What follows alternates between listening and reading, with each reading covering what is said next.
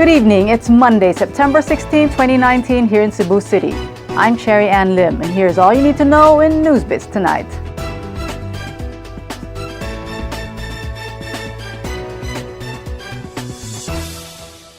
The public may enjoy free rides on 15 modern bus jeepneys or BEEP units called People's Jeep that will start to ply 3 routes in Cebu City.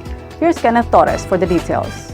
As part of the PUV modernization program, the Cebu People's Multipurpose Cooperative will start to ply 15 modern bus jeepneys or BEEP units along 3 routes in Cebu City. Cooperative CEO Macario Quevedo said after the launching earlier this morning that they can now start operating the units and offer free rides to passengers for 2 months. The units, called the People's Jeep, will start to operate tomorrow or on Wednesday along their routes in Talamban, Ayala, Colon, Lahug Ayala SM, and Bulacau Colon SM. The cooperative is still looking for drivers with professional licenses and who are authorized to drive 6-wheelers. LTFRB Central Visayas Assistant Regional Director Rinaldo Elnar said the units passed and followed the requirements indicated in the PUV modernization program that has Euro 4 emission standard. The People's Jeep, which costs 1.9 million pesos each, has a CCTV, global positioning system, speed limiter, dash camera, and a card for its fare system.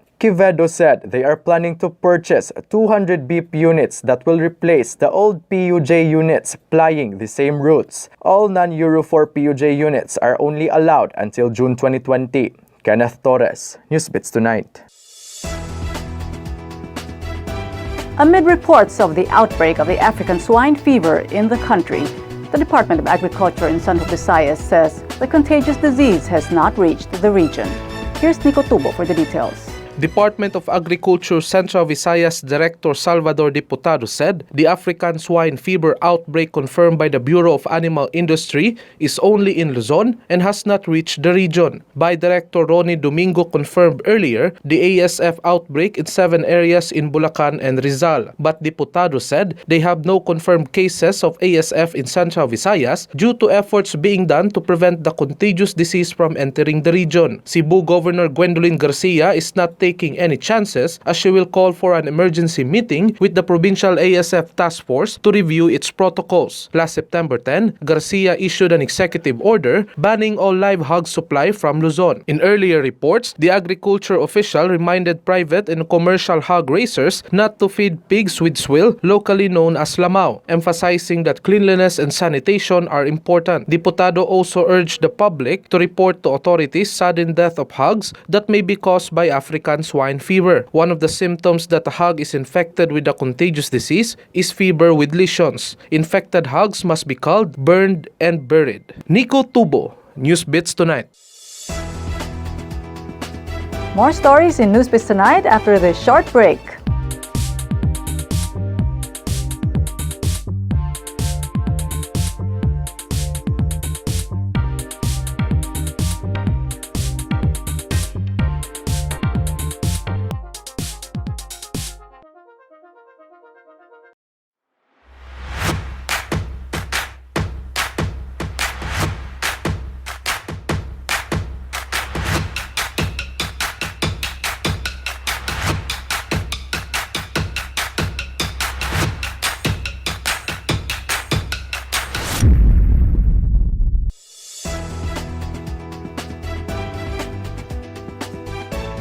The Metropolitan Cebu Water District has advised its consumers in some parts of Lapu-Lapu City and Cordova to store water amid a new drop in the district's water supply.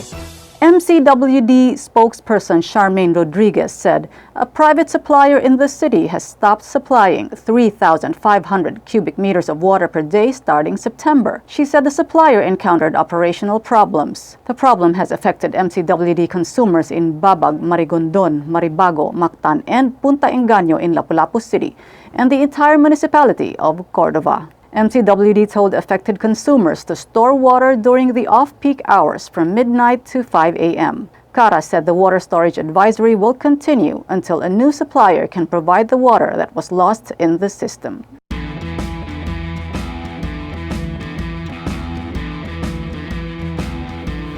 For the latest in sports, here's Kenneth Torres.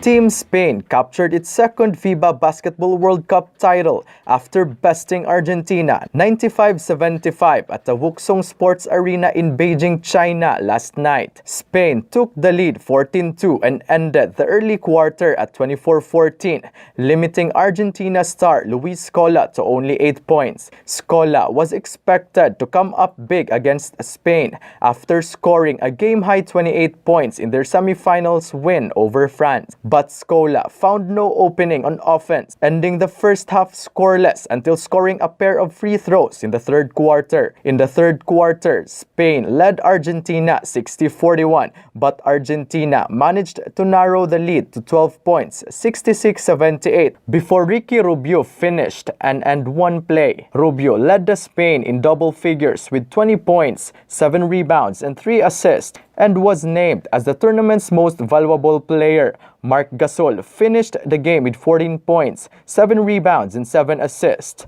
while Rudy Fernandez tallied 11 points and 10 rebounds. Meanwhile, Gabriel Deck scored 24 points for Argentina. Nicolas Laprovitola chipped in 17 points, and Facundo Campazzo added 11 points, 8 assists, and 4 steals. Kenneth Torres, NewsBits Tonight. To get the latest, visit www.sunstar.com.ph. Follow us on our YouTube channel and official social media accounts on Twitter and Facebook. I'm Sherry Ann Lim. Good evening.